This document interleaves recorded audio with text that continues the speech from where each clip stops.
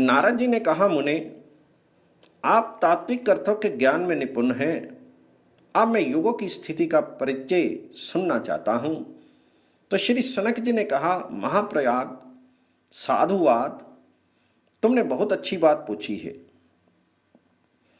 तुम संपूर्ण लोगों का उपकार करने वाले हो।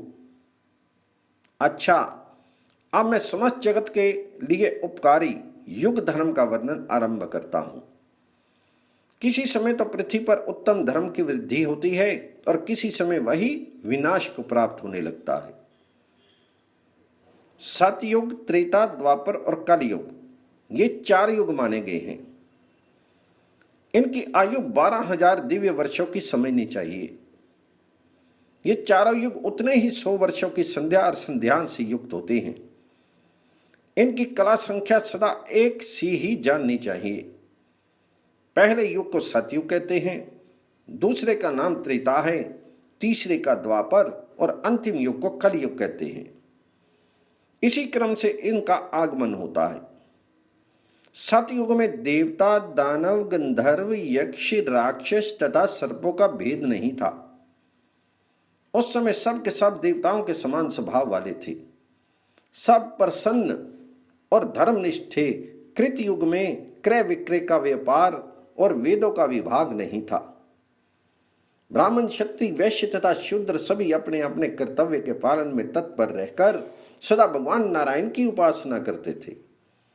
सभी अपनी योग्यता के अनुसार तपस्या और ध्यान में लगे रहते थे। उनमें काम, क्रोध आदि दोष नहीं थे।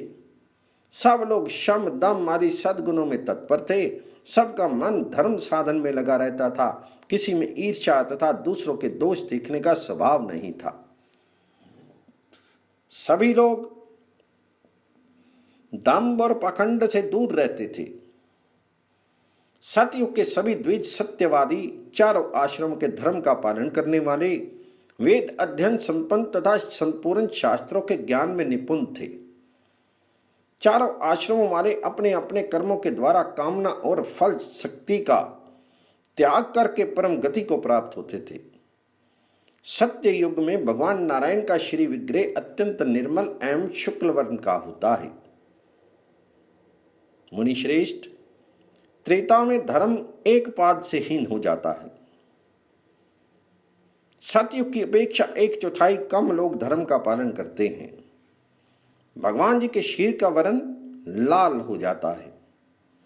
उस समय जनता का कुछ क्लेश भी होने लगता है। त्रेता में सभी द्विज क्रिया योग में तत्पर रहते हैं। यज्ञ कर्म में उनकी निष्ठा होती है।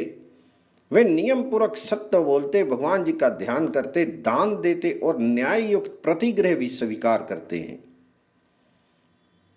मुनीश्वर, द्वापर में धर्म के 2 ही पैर रह जाते हैं। भगवान विष्णु का वर्ण पीला हो जाता है और वेद के 4 विभाग हो जाते हैं। उस समय कोई कोई असत्य भी बोलने लगता है।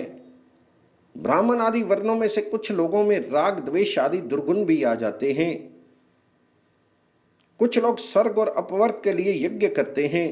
कोई धन आदि की कामनाओं में आसक्त हो जाते हैं और कुछ लोगों का हृदय पाप से मलिन हो जाता है।